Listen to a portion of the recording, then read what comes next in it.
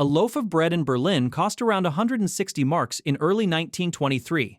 By November that same year, the price had reached 200 billion. That number is not a typo, and it did not happen all at once. It crept, then accelerated, then collapsed in a way that felt almost biological. To understand what that meant for a person living inside it, you have to start small. Start with a morning. A factory worker in Charlottenburg wakes before 6. His wages from yesterday are already worth less than they were when he received them. This was not paranoia, it was arithmetic. Prices in some weeks were doubling every few days. So the first task of the morning before breakfast, before anything, was speed. Get to the shop, spend the notes before they lost more value. Workers in larger firms began demanding to be paid twice a day for exactly this reason.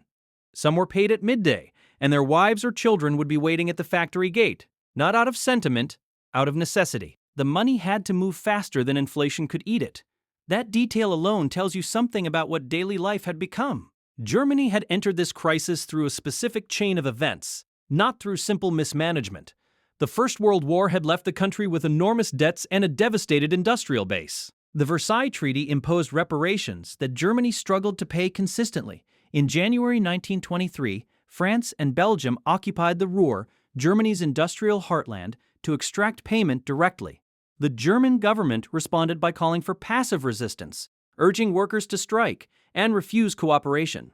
It was a political decision, and in some ways a dignified one. But it had an immediate cost.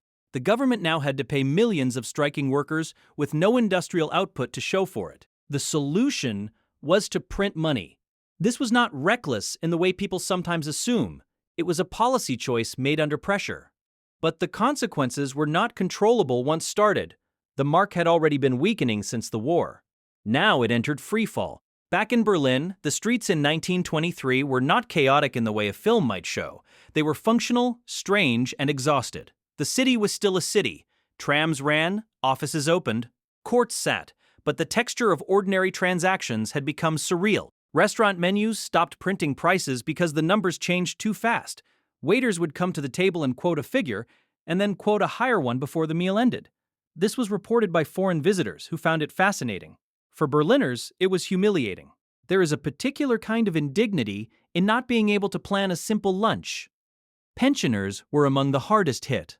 A government pension that had been sufficient in 1920 could not buy a newspaper by late 1923. People who had saved carefully for decades watched those savings become essentially worthless in months. The word Germans used was Entwertung, devaluation, but that clinical term carried enormous personal weight.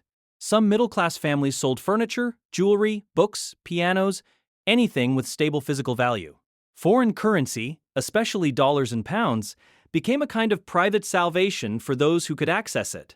A British tourist in Berlin in 1923 could live extraordinarily cheaply.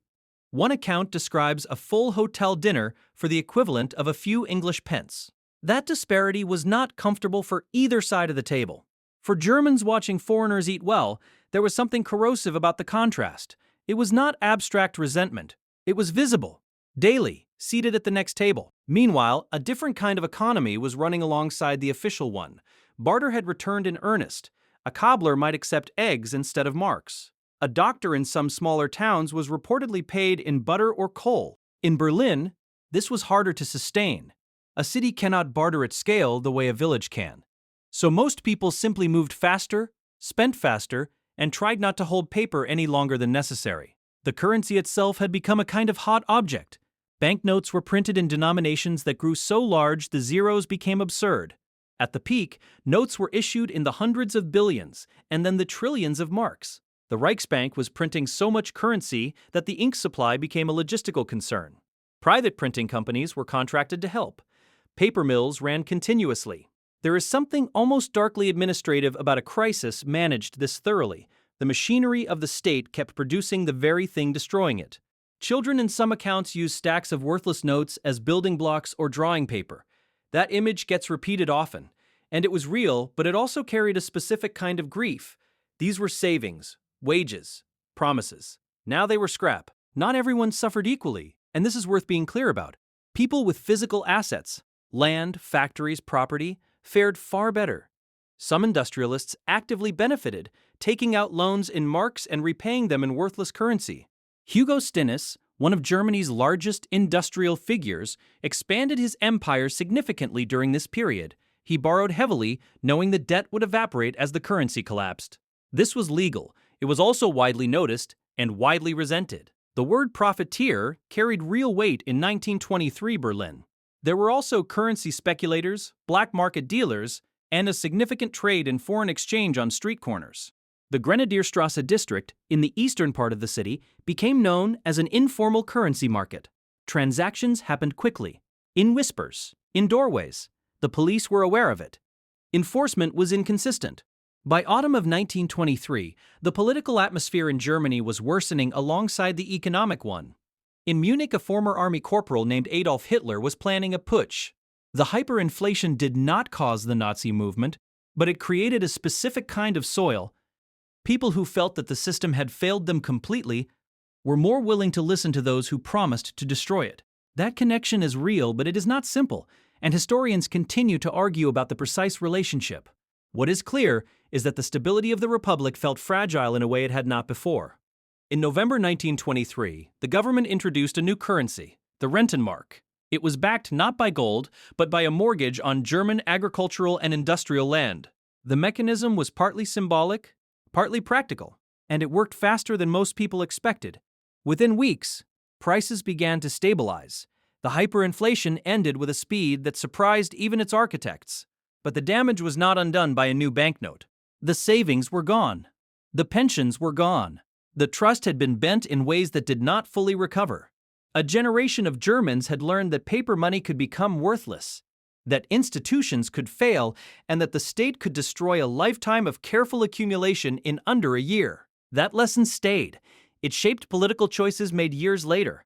It also shaped German economic culture in ways that are still visible today. A deep institutional caution about inflation that outlasted the Republic, the war, and the division of the country itself. The Weimar hyperinflation is sometimes treated as an economic curiosity, a set of staggering numbers that seem almost fictional. But behind every number was a specific morning, a specific cue, a specific decision about whether to buy flour now or wait another hour. As with most episodes, this compressed and chaotic, some details vary depending on the source, and the lived experience differed sharply by class, region, and access to foreign currency.